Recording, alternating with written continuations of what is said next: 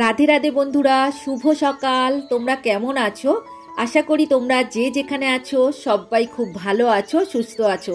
লালটুকুন্তি kitchen and blog চ্যানেলে তোমাদের সবাইকে জানাই স্বাগত আর অনেক অনেক ভালোবাসা। আজকের হলো শুক্রবার, সকাল এখন 5টা বাজে। এখন থেকেই তোমাদেরকে সাথে নিয়েই নতুন আরও একটি ব্লগ আমি শুরু করছি। তো সাথে থাকো, আশা করি আজকের ব্লগ তোমাদের খুব ভালো লাগবে। আজকের একটু তাড়াতাড়ি ঘুম থেকে উঠে পড়েছি, কারণ বাড়িতে বাবা নেই। তো ওই কারণে দেখো আমার ঘুম ভেঙে গেছে, আর শুয়ে থাকতে পারিনি, কারণ অনেকটা কাজ থাকে। আর বাবা মাসির বাড়িতে ঘুরতে গেছে, তো ওই কারণে আমাকে আজকে সকাল সকাল উঠে পড়তে হয়েছে। তো বর্মশাই উঠেছিল, ও আবার ঘুমিয়ে পড়েছে, আর ছেলে তো ঘুমাচ্ছে। আর আমি এদিকে উঠে দেখো রেডি হচ্ছি, ওই যে পায়রাগুলোকে খেতে দেব, আর কিছুটা জামা কাপড়ও ভিজিয়ে রাখবো, কারণ অনেকদিন কাচা হয়নি। আর আজকের ওয়েদারটা দেখছি বেশ ভালো, জানো তো। আর সকাল সকাল কেচে দিলে শুকিয়েও যাবে। তো দেখো জামা কাপড়গুলো ভিজিয়ে রাখছি, বেলার দিকে কেচে দেবো। তো এদিকে তারপরে আমি পায়রাগুলোকে খেতে দিতে যাব। পায়রাগুলোর কাছে এখনও যাইনি। আর বাবা থাকলে আমাকে চিন্তাই করতে হয় না, সকালবেলায় উনি উঠে তো ছাদে গিয়েই পায়রাগুলোকে খেতে দেয় আগে। তবে ওই যে পায়রার ঘরগুলো এখন বন্ধ করি না, কারণ কি বলতো, বাবা নেই। আর আমি যদি বন্ধ করে রাখি আর আমি যদি ঘুমিয়ে পড়ি, তাহলে ওরা তো বের হতে পারবে না। ওই কারণে একটুখানি করে খুলে রাখি, ওরা সকাল হলেই বেরিয়ে যায়। তো দেখছো এখন আমি চাল খেতে দিচ্ছি, ওই যে খাওয়ার জন্য ছুটে আসছে, মানে ওদের খুব খিদে পেয়ে গেছে। আর ওদিকে পাখিগুলো খুব ডাকছে, ওদেরকেও আবার বের করে দিলাম। তো দেখো সবাইকে খাবার দেওয়া হয়ে গেছে। এখন আমি একটু ছাদে হেঁটে নেব, মানে সকালবেলা হলেই না আমি একটু ছাদে হেঁটে নিই।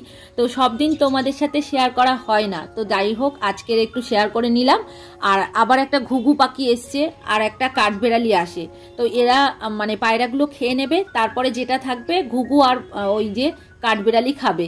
তো দেখো আমার হয়ে গেছে একটু রাউন্ড মারা, 2-3বার রাউন্ড মেরে নিই, তারপরে আবার নিচে যাব, কাজ তো আছে বলো। তো যাই হোক এখন চেঞ্জ করে নিয়েছি, ব্রাশ করা হয়ে গেছে, ফ্রেশ হয়েও নিয়েছি। তো এইবার এক এক করে কাজগুলো করব, রান্না করব। মানে এদিকে ঝাড়ুটা দিয়েই ভাত বসিয়ে দেবো, তারপর তরকারি করে নেব, তারপরে বাকি কাজ সারবো।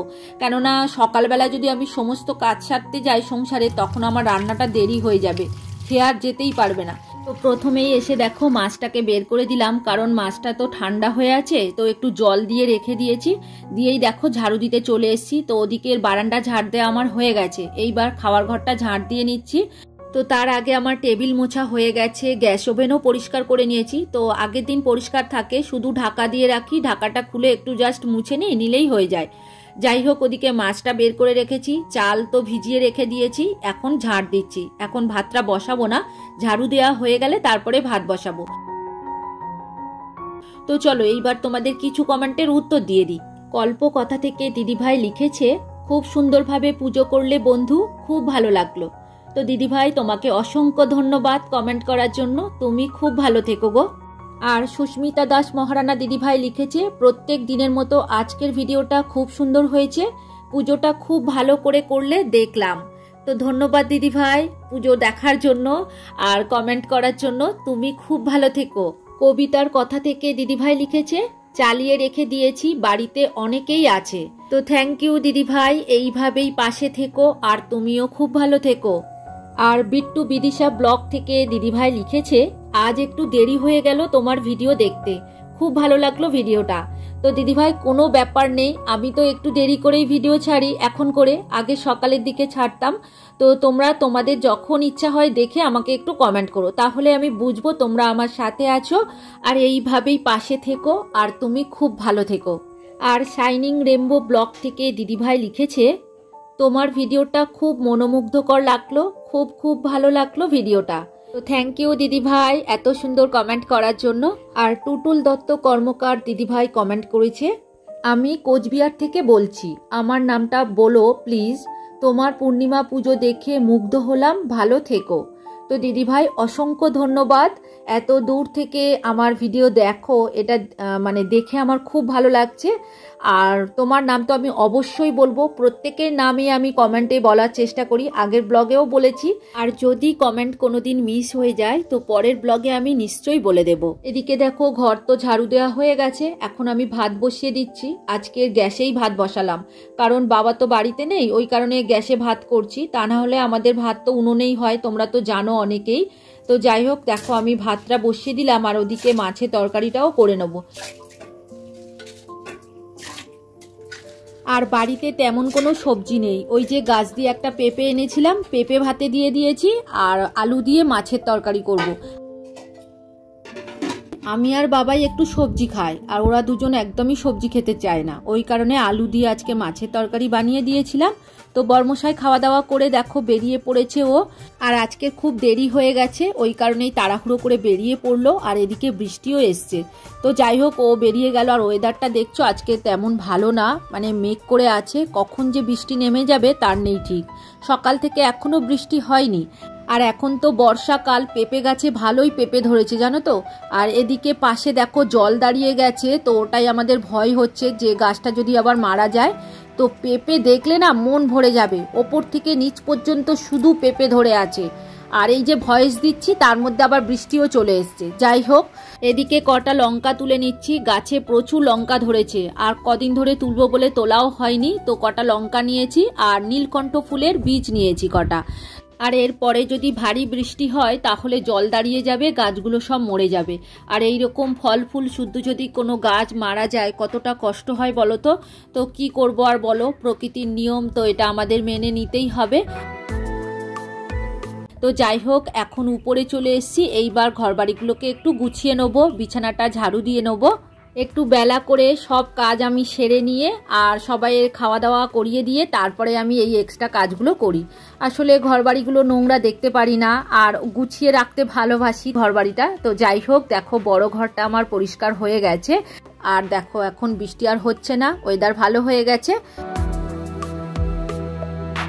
তো চলো এইবার ছোট ঘরে চলে এসেছি। ছোট ঘরে এইবার কিছুটা ধুলো ঝাড়া কাজ করব, মানে ডাস্ট ক্লিনিং এর কাজগুলো করব। আর ছেলেটার খুব ঠান্ডা লেগে গেছে, ওর আবার জ্বর এসছে। তো আমি ওই কারণে বলেছি পাশের ঘরে থাকতে, কারণ এই যে ধুলো ঝাড়ছি কোনো কারণে যদি ওর ধুলো নাকের মধ্যে ঢুকে যায় তখন ওর হাঁচি হয়।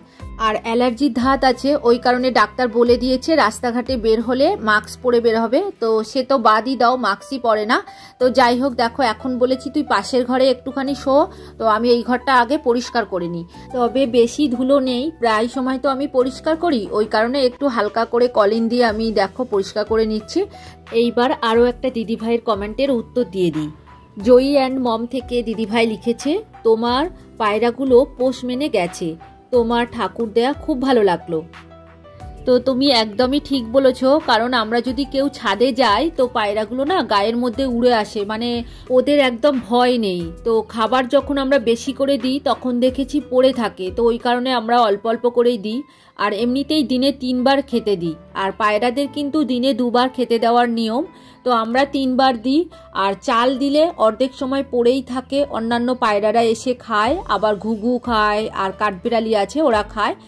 আর বিকালবেলায় একটু চাল বেশি করে দিলে তখন আবার থেকে যায়, মানে রাতে ওই যে ইঁদুরগুলো আছে খুব জ্বালাতন করে, ওই চালগুলো খেয়ে চলে যায়, ওই কারণে আমরা একটু মানে বুঝে শুনেই দিই আর কি।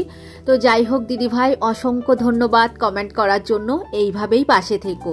এদিকে দেখো তোমাদের সাথে গল্প করতে করতে ঘর মোছা শুরু করে দিয়েছি। তো ওদিকে রান্নাঘরটা মোছা হয়ে গিয়েছে, এখন খাওয়ার ঘর মুছছি আজকে। তবে ঘরগুলো মুছবো না, শুধু এই রান্নাঘরটা আর খাওয়ার ঘর মুছবো, তার সাথে ঠাকুর ঘরের সিঁড়িগুলো মুছবো।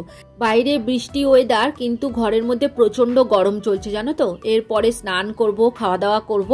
এখন দেখো সন্ধে হয়ে গেছে, তো মাঝখানে আর ভিডিও শুট করিনি। তো সন্ধে দিয়ে সোজা চলে এসেছি রান্নাঘরে, ওদিকে চা বসানো হয়েছে।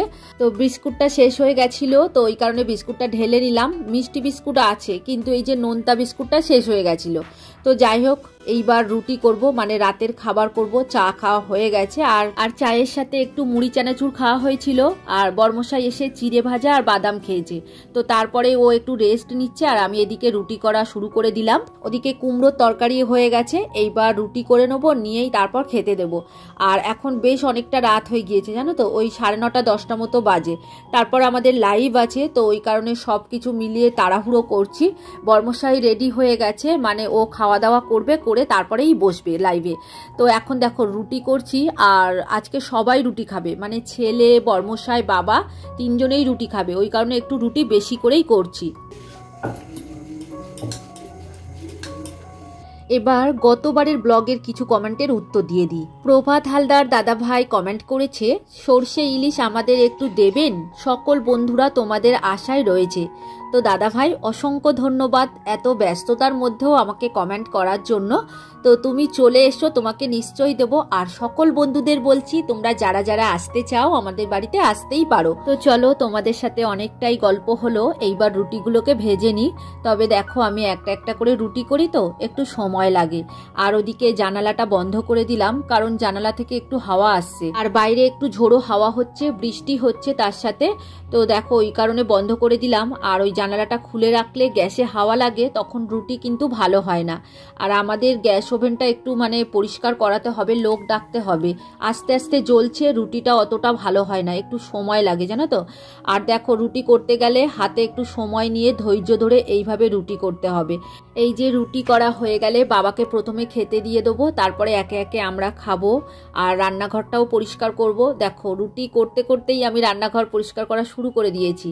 তো রুটি যেহেতু আমার বেলা হয়ে গিয়েছে, তো দুটো ভাজতে বাকি আছে, তো আমি রান্নাঘরটা ক্লিন করে নিচ্ছি। দেখো আর এমনিতেই রুটি করলে খুব নোংরা হয় রান্নাঘর, জানো তো, ওই যে আঠার গুঁড়োগুলো পড়ে, তো সেই জন্য বেশি নোংরা হয় আর কি। তো যাই হোক, রুটি হচ্ছে, এদিকে গ্যাস ওভেন পরিষ্কারও হচ্ছে। তো এরপরে আবারও সাবান দিয়ে ক্লিন করে মেজে নেবো। তো এইবার দেখো বাবাকে খেতে দিয়ে দিচ্ছি। আজকের অনেকটাই রুটি করেছি আর ভীষণ গরম, হাতও দিতে পারছি না। বাবাকে ওই কুমড়ো আলুর তরকারি দিয়েছি আর দুটো রুটি খাবে বলেছে বাবা, পেটটা ভার আছে।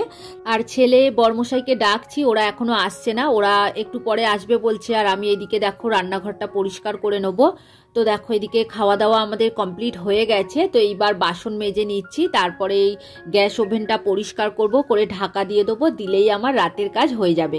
তো চলো বন্ধুরা, আজকের ভিডিওটা আর বড় করব না, এখানেই শেষ করছি। তোমরা সবাই খুব খুব ভালো থেকো। আর ভিডিওটা কেমন লাগলো কমেন্ট করে অবশ্যই জানিও। আর নতুন বন্ধু হয়ে থাকলে চ্যানেলটিকে সাবস্ক্রাইব করে দিও। আজকের মতো এখানেই রাখছি, এবার দেখা হবে পরের ভিডিওতে। Good night.